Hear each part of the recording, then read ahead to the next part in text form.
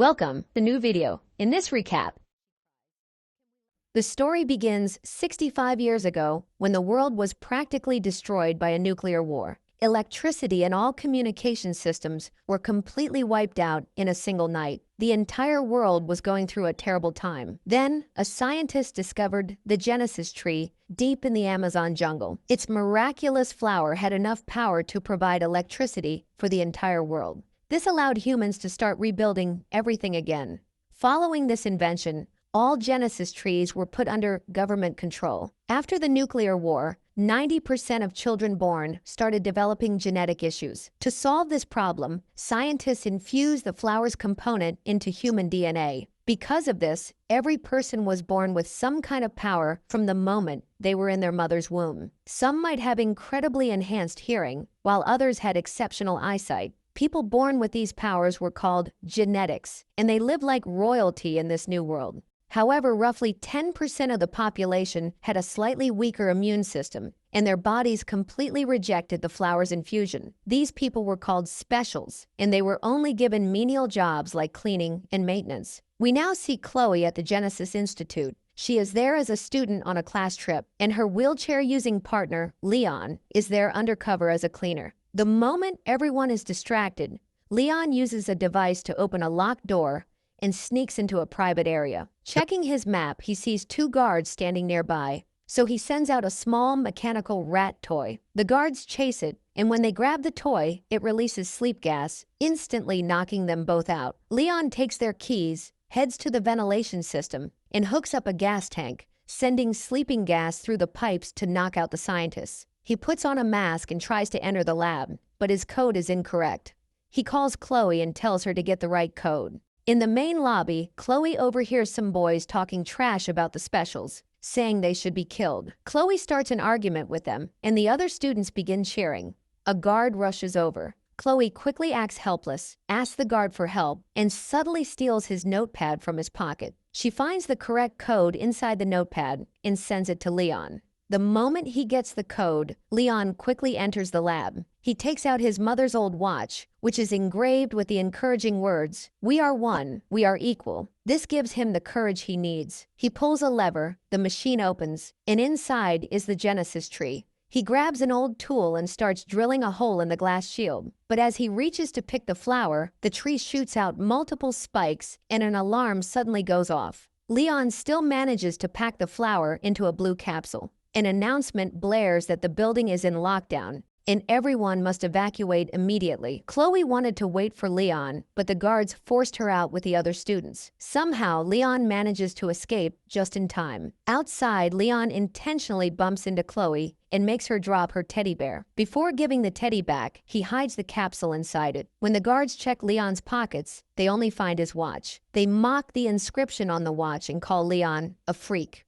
One man is carefully checking all the students, but he doesn't think to look inside the teddy bear for the flower. A little later, Chloe and Leon are watching the news on a big screen on the street. Senator Frank is asking the people, "Why only before birth? Can't we use the flower to enhance people after they are born?" Then the famous singer Mira shows up. She announces a free tour of the special district, where the unpowered people live, to encourage everyone to unite. After changing his clothes, Leon explains to Chloe that politicians and celebrities just put on a show. They don't care about people like them. Just a moment ago, a poor guy like them was physically pushed out of a food store on the street. They then see a cleaner wiping something off a window that read, "Death to the genetics," which means not everyone is happy with the genetics. Meanwhile, Mira's manager warns her that the situation is getting dangerous. He says the special district is already risky, and the huge crowds mean the autograph session should be canceled. Mira strongly disagrees, saying unity won't be achieved that way.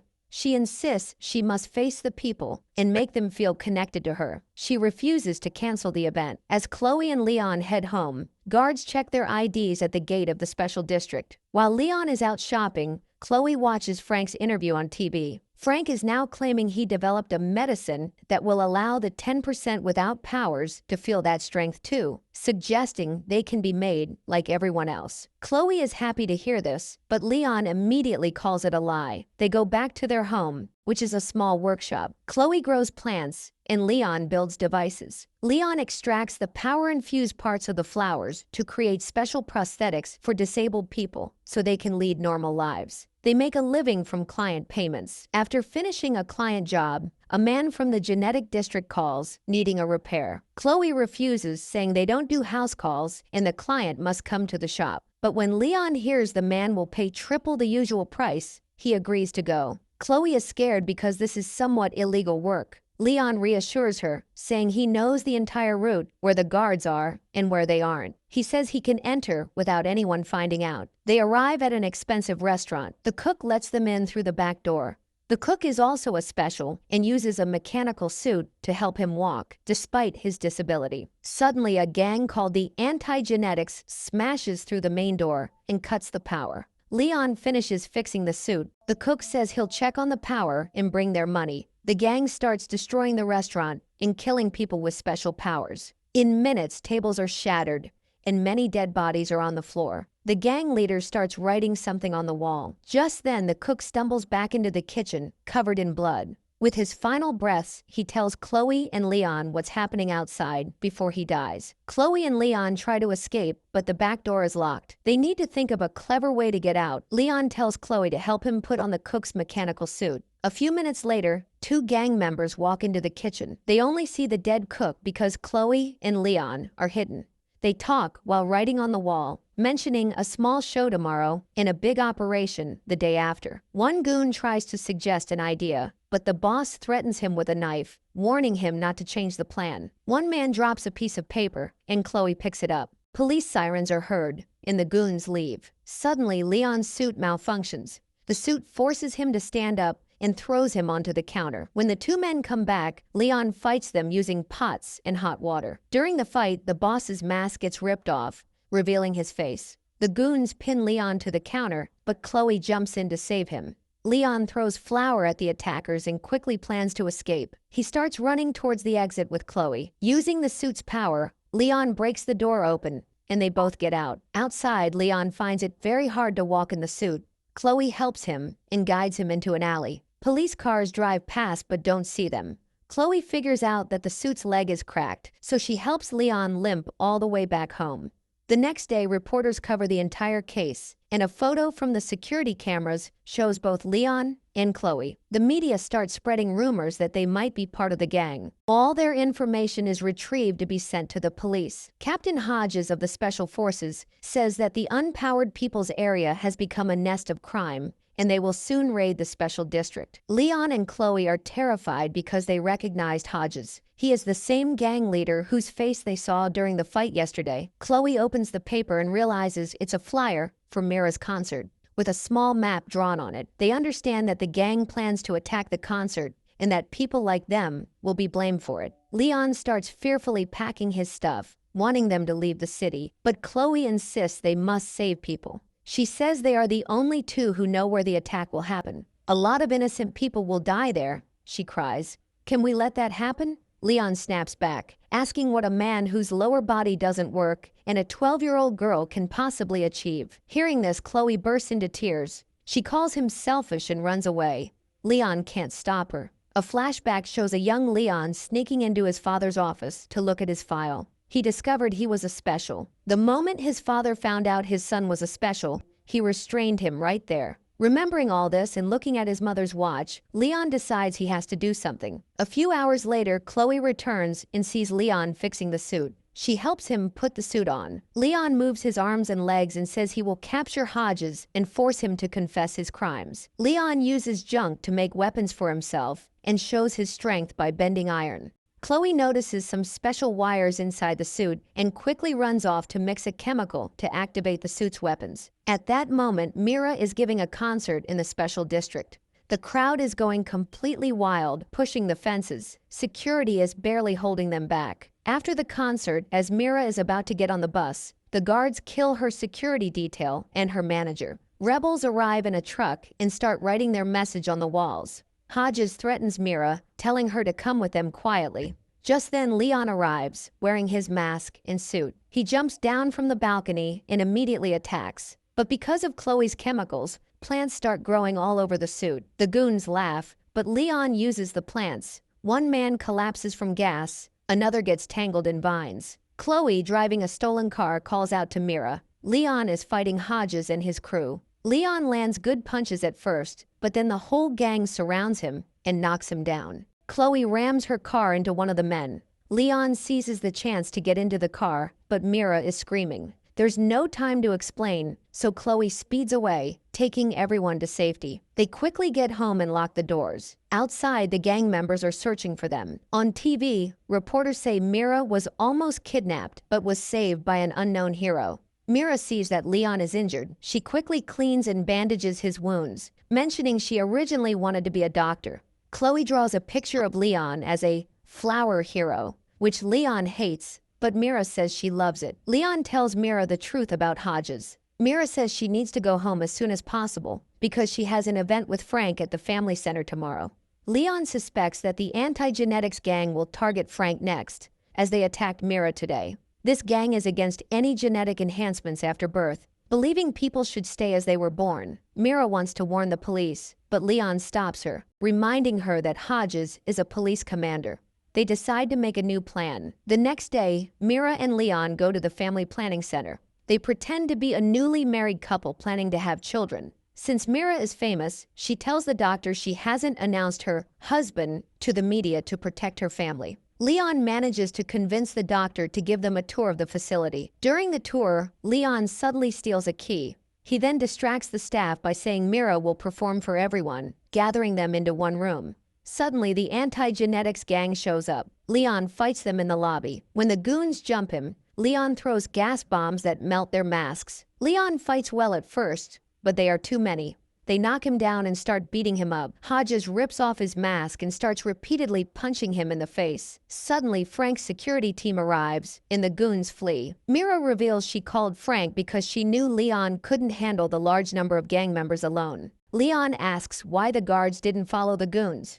Frank replies, "You were more important to us than them." It is revealed that Frank is actually Leon's father. Chloe is completely shocked to hear this and realizes Leon had lied to her all this time, saying his father was dead. Angry, she runs away. When reporters rush in, Frank immediately switches into his politician mode. He says his son is proof that the gap between genetics and the unpowered people has become too wide. He urges people to vote carefully tomorrow. A week later, Frank's project is announced as approved by almost everyone. Many buses arrive in the special district, taking all the poor people to a medical camp outside the city for treatment. Frank claims that after this treatment, they will no longer have any flaws. He says their living area, the special district, will be opened up and everyone will live together freely. At the medical center, Leon asks where Chloe is, but Frank says they couldn't find her. When Leon mentions Hodges' name, Frank changes the topic. He says, "Don't worry about this. I just want to cure you." Leon reminds him, "When you tried to cure my mother, she died. Do you remember?" Frank apologizes and admits he made a mistake. He says his mother also left a letter. He explains he was too scared to give it to him before Leon left home. Leon opens the letter. His mother wrote that she was sorry she had to leave them. She wanted Leon to be a good man, but was afraid his anger would consume him and leave him bitter. She advised him, "Son, learn to forgive people, because no one stays with you until the end." Reading this, Leon breaks down, missing his mother. Mira comes over and takes Leon outside for fresh air. While walking, Leon sees Chloe and apologizes to her. Chloe couldn't stay mad at her brother for long. Leon then explains that he believes Frank organized all the attacks just to get his project approved, but they need to find concrete proof before they can stop him. Chloe gets an idea and borrows a camera from a man who has a prosthetic eye. The doctors announce the next patient. In the lab, Chloe sneaks into the vents and starts recording. Hodges and Frank are talking. Their conversation confirms they work together to plan everything. While sedating some patients, Frank explains his plan to extract a specific gene from the special's brains and inject it into those who already have powers, calling it humanity's next evolution. He says it will make the genetics better, and keep them young forever, regardless of their age. He admits he doesn't care about the specials. He only wants to use these disabled people to extract the gene. A little later, Chloe plays the recording for everyone in the tent. Mira cries and apologizes to all the specials for not knowing the truth. Leon repeats his mother's message. We are all equal. We are not flawed. We are human too. He rallies everyone to fight. He demands his suit back immediately. Chloe tells him she already stole the keys to the storage. The next day, Frank and some nurses enter Leon's room to start his treatment. Leon is wearing his suit under the sheet. He immediately grabs his father and snatches the injection from the nurses. Frank pleads, I did all this for you, son. I want to cure you. But Leon replies, you are a monster, nothing more. Leon locks his father inside the room. He takes some explosives from Chloe and runs towards the security room. He fights the guards there, but one manages to hit the alarm button. Chloe connects the camera to a computer to upload the full recording as evidence for the police. Mira kisses Leon before he leaves, telling him to come back safe. In the tent area, Hodges arrives with his gang. Leon and the specials surround them, and a massive fight breaks out. The specials only have normal items like pots and pipes, but their large numbers keep the fight even. Leon's suit gives him the strength to fight multiple attackers at once. But Hodges calls for armed backup, and many more people arrive. Many specials are wounded. Leon is fighting Hodges one-on-one. Hodges manages to knock Leon down, who tries to crawl away. In the security room, a man grabs Mira by the neck, but a special arrives and quickly kills the attacker. The computer finally finishes uploading the footage, and Chloe immediately calls the police. In the lab, Leon is crawling for his life. Hodges catches up and hits him again. Their fight moves across tables and control panels.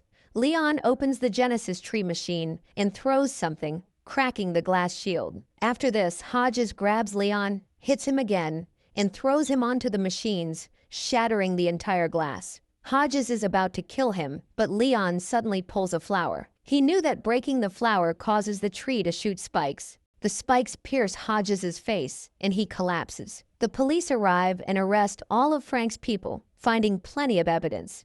Chloe and Mira rush to Leon, and this time, Leon leans in and kisses Mira.